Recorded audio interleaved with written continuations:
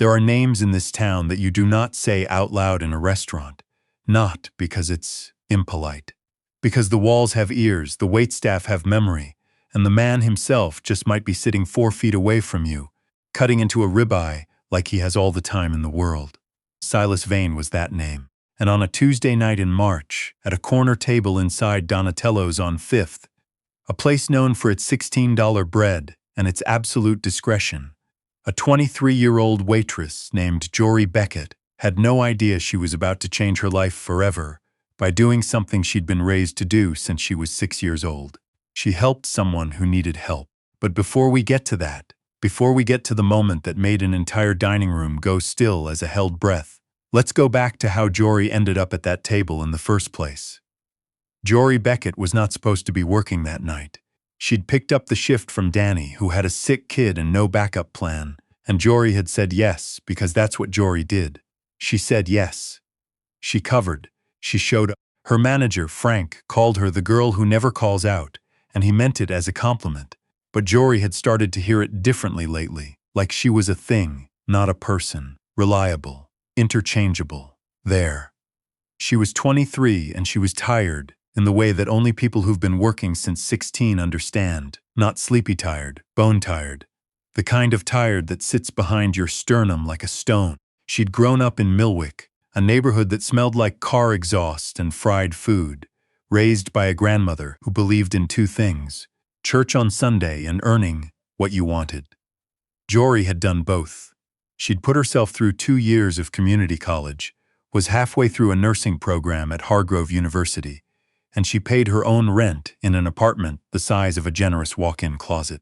She did not complain about any of this, because complaining had never once paid her electric bill. Donatello's was a step up from the diner she'd worked before. Better tips. Quieter clientele. The kind of place where people kept their voices low and their demands high, and where Jory had learned to read a table inside of 30 seconds. Who was celebrating, who was fighting, who was trying to impress someone they didn't deserve. She was good at reading people. She'd always been good at that.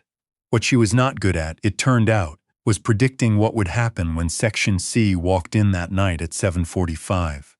There were 3 of them. A man in a Navy suit who moved like he owned the building, which, Jory would find out later, he actually did. 2 men flanking him, big and quiet in the way that very capable people tend to be quiet, like they were conserving something.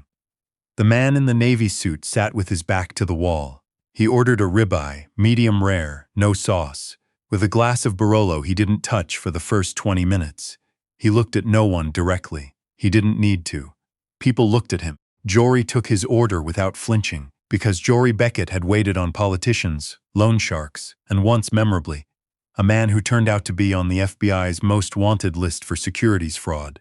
She treated them all the same, politely, professionally, and with the low-grade wariness of someone who'd grown up understanding that powerful men expected deference and rarely thanked you for it. She did notice his hands, though, still, controlled, the hands of a man who made decisions and lived with them. His name, of course, was Silas Vane, and he was there because his nephew was getting engaged at the table 2 sections over, and family, whatever Silas Vane's version of family meant, was the one thing in this world that could get him into a public restaurant on a Tuesday night. The nephew's name was Owen. Owen Vane, 26, with his grandmother's eyes and his uncle's jaw, and none of his uncle's particular skill set, which was exactly how Silas preferred it. Owen was good, clean. He coached youth soccer on weekends. He was proposing tonight to a woman named Claire, a kindergarten teacher who brought homemade cookies to their second date, and Silas had decided approximately 8 months ago that Claire was probably the best thing that had ever happened to his bloodline. Owen didn't know his uncle was here. Silas had come quietly, the way he did most things, to watch from a distance, to make sure everything went right, to be nearby in case it didn't.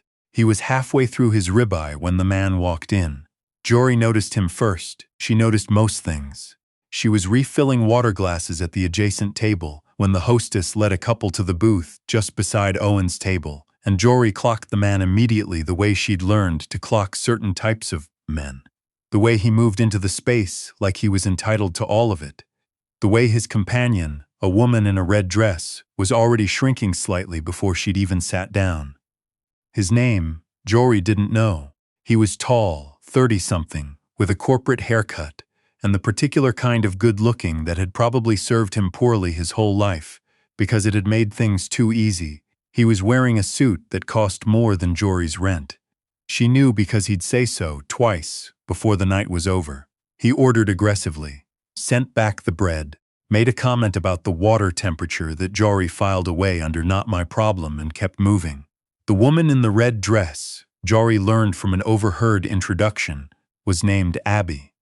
She had soft eyes and the particular stillness of someone who'd learned that stillness kept the peace.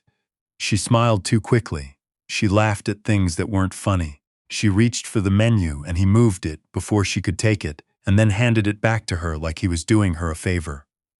Jory had seen this before. She knew what this was. She kept her face neutral and her movements smooth, and she did her job. For about 15 minutes, it was just noise. The man, Jory heard the woman call him Derek, once, was holding court about a deal he'd closed, about someone who owed him, about a colleague who didn't understand the value of what Derek brought to the table. His voice had a particular quality, loud enough to be heard but modulated just below the level where someone could reasonably ask him to lower it. Abby nodded. Abby smiled. Abby ate 3 bites of her salad. Jory was 2 tables over when she heard the shift. Not in the volume, in the register. That low, pressurized tone that certain men use when they want to threaten someone without technically threatening them. "I told you not to bring this up here." Jory didn't look over. But she slowed down. "Derek, I just think we need to talk about. We don't need to talk about anything. You don't get to need things right now. Do you understand what you almost cost me?" A pause. "I didn't mean to." "You never mean to. That's your whole thing, isn't it, Abby? You never mean to. You just show up, and you make things worse, and then you stand there with that face." Jory set down her water pitcher very carefully on the service station and turned to look at Section C out of reflex. The way you look toward a sound you don't fully understand yet. The man at the corner table, Silas Vane, whom she still didn't know by name, was no longer eating. He was watching the booth. His fork was set down parallel to his knife, precise and still, and his dark eyes were on Derek's table with an expression that Jory had no language for at the time. She would find a word for it later: appraisal. Like he was measuring something. Like he was deciding. She turned back to the booth. Derek had leaned across the table, not standing, not raising his hand, but leaning in the way that fills a space, the way that makes the other person smaller without touching them. His voice had dropped, but not softened. "I built everything I have, everything, and you almost threw it away because you couldn't keep your mouth shut at one dinner. You're lucky I'm still sitting here." Abby's eyes were wet. She wasn't crying, not yet, but the pressure behind them was visible. She was holding her breath the way people do when they're trying very hard not to fall apart in a public place. And Jory Beckett, who was tired and underpaid and had picked up this shift as a favor, made a decision. She picked up the water pitcher. She walked to the booth. She smiled the smile she used for difficult tables, warm, unhurried, professionally impenetrable, and said, "Can I get you anything? I noticed your glasses need a refresh." Derek looked at her the way men like Derek look at waitstaff. Through her. "We're fine. Of course." She began refilling Abby's glass, slowly, and she looked at Abby directly, the way she'd look at a friend. Not pity, not performance, just "I see you," she asked. "How's the salad tonight? Was it to your liking?" Abby blinked. The question was so ordinary, so completely ordinary, and for half a second something in her face did something very complicated, like a door opening and then deciding it wasn't safe and closing again. "It's lovely, thank you," she said. Her voice was careful. "Good," Jory said. And she let one beat go by, one small beat where she didn't move, didn't look away from Abby, and the message she was sending was not complicated. "I'm here. I can stay." "Say the word." Derek picked up his wine glass and looked at it. "That'll be all," he said. Jory left. Because that was all she could do right now without making things worse. She went back to the service station, and she stood there for a moment with her hand on the edge of the counter, and she breathed, and she told herself it wasn't her business. She'd done what she could. She couldn't make Abby leave. She couldn't call someone. She couldn't. "Excuse me." The voice came from her left. She turned. The man from Section C was standing at the service station, not behind her, not too close, a respectful distance, which surprised her. He was taller than she'd clocked from across the room. His eyes up close were the color of deep water, dark and very still. He said, "That was well done." Jory looked at him. "I was just doing my job." "No," he said simply, "you weren't. There was no flattery in it. No performance." He said it the way people state facts about the weather or the time. Just a thing that was true. Jory didn't have an answer for that, so she said nothing. He looked briefly in the direction of Derek's table, the woman with him. "Is she all right? As far as I can tell." A pause. "If that changes..." He stopped. He seemed to be considering how to finish the sentence. "Let me know." Then he walked back to his table and sat down and picked up his fork and continued eating his ribeye. And Jory stood at the service station and thought, well, that was strange. She went back to work. For about another 10 minutes, she almost convinced herself that the worst of it was over. Derek had settled back into his monologue, something about his bonus structure, something about a colleague who was simply not built for this industry. And Abby was nodding, eating nothing, drinking her wine in small, careful sips. Jory was dropping a check at a table near the window when she heard Abby's voice go sharp. Not loud, sharp, the way voices go when someone has finally hit the wall. "Derek, stop." A beat of silence, and then Derek's voice, low and very cold. "What did you just say to me?" "I said stop. I'm not going to sit here and, oh, I'm sorry." He laughed, the short, ugly kind. "I'm sorry, Abby. What exactly is it that you think you're not going to do? Because from where I'm sitting, you're the one who almost blew up a $150,000 deal by telling Karen Holloway, at her own party, that I might be stretched thin. Do you have any idea what that costs? Do you have any idea? I didn't know it was a secret. Everything is a secret." His voice cracked upward, past the line he'd been managing to hold, and several heads turned, and Derek didn't seem to care anymore. "Everything is on a need-to-know basis, and you need to know that you need to stay out of my professional life, because you do not have the tools to function in it, Abby. You are a kindergarten teacher. You make macaroni art and you sing songs, and that is wonderful for you, but it is not the world I live in. Derek, don't interrupt me." He reached across the table, took her wrist. Not violently, he was too controlled for violence in public, but the grip was unmistakable. A grip that said, "You stay where I put you. We are going to sit here, and you are going to calm down, and when we leave, you are going to apologize, and that is how this is going to go." Abby had stopped breathing, and the entire session had gone quiet in that electric, held way that public spaces go quiet when something has crossed a line. And then a chair was pushed back. Not fast, not dramatic, just the quiet scrape of a chair, deliberate as a signature. Silas Vane stood up. He was not a large man in the way that intimidates through size alone. He was built like someone who had made considered choices about how to carry himself, controlled, economic, like every movement was measured against what was necessary. He straightened his jacket. He set his napkin on the table. And then he walked over to Derek's booth the way a man walks when he does not need to hurry because the outcome is not in question. He stopped at the edge of the table. He looked at Derek's hand on Abby's wrist. He did not look away from it. Derek looked up. He saw a man in a navy suit, and he did not recognize him, and that was the first in a series of very poor decisions he was going to make in the next 4 minutes. "Can I help you?" Derek said. "Yes," Silas said. "You can let go of her wrist." Derek blinked. Then he laughed. That same short, ugly sound. "I'm sorry. Who are you? That's not relevant right now. I think it's pretty relevant. Because you've decided to insert yourself into a private conversation between me and my girlfriend, which is not..." "Let go of her wrist," Silas began, same tone, same pace, like he was reading a weather report for a storm that was already decided.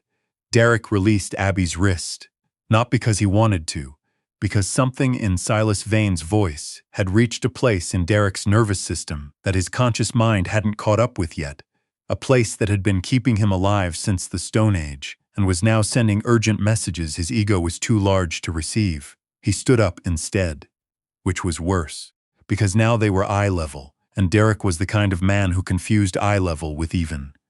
"You want to do this here?" Derek said, and Jory, watching from across the room, had time to think, "Oh, He has no idea. Before Derek said, "Do you know what I do?" "Finance manager at Holloway Capital," Silas said. "Not a guess, just a fact."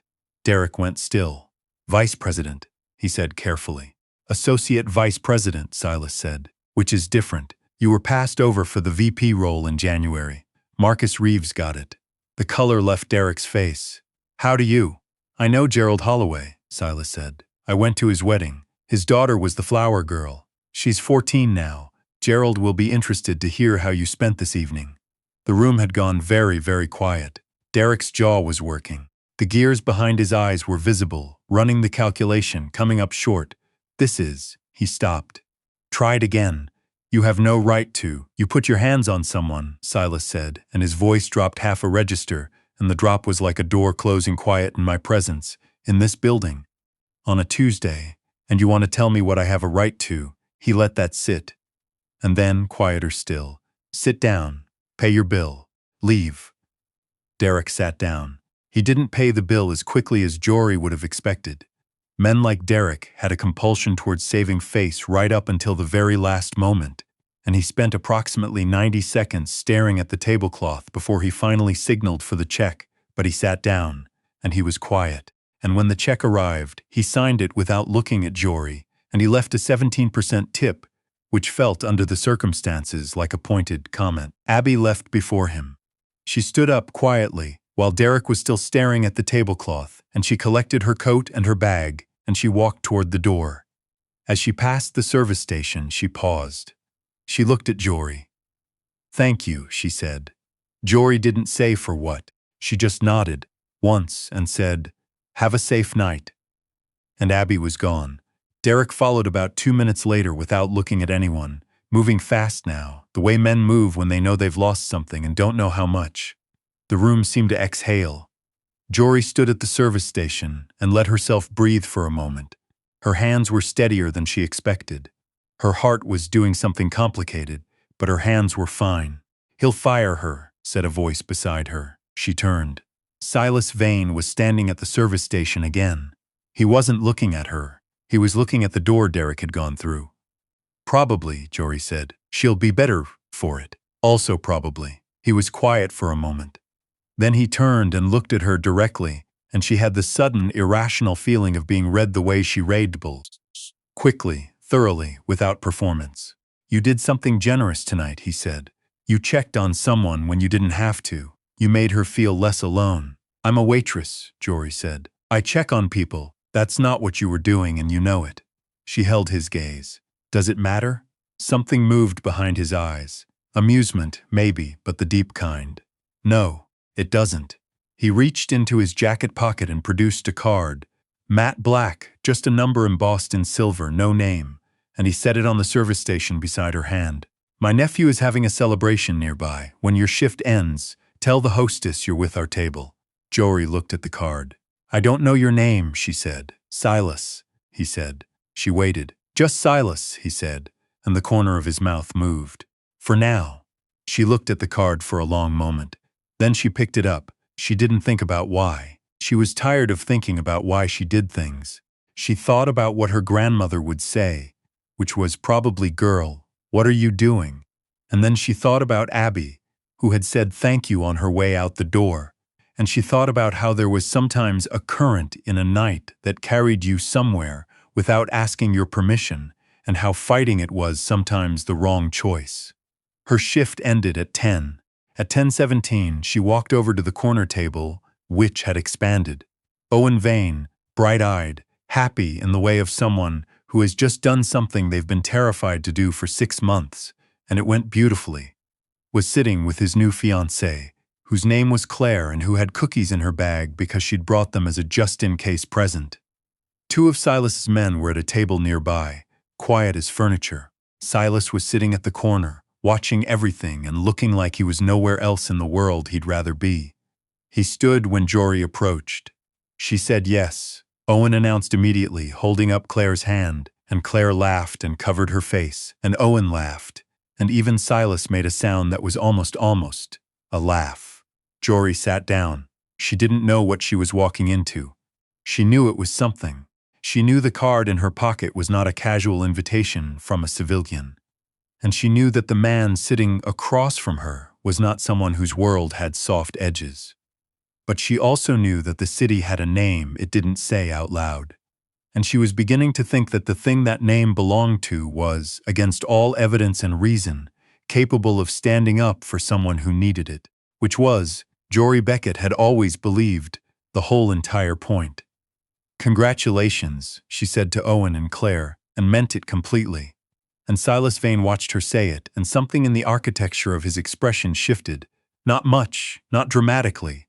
Just a fraction, like a foundation settling, and it was not the look of a man who was accustomed to being surprised. It was the look of a man who had just decided something. Outside, the city did what cities do. It kept going, indifferent and enormous and full of names that meant different things depending on who was saying them and where. Inside Donatello's, a waitress who'd picked up a shift as a favor sat down at a table she hadn't planned on and looked at a man she hadn't planned on, and felt, for the first time in a long time, that the stone behind her sternum had gotten a little bit lighter. Nobody would have believed it if you told them. But that's usually how it starts.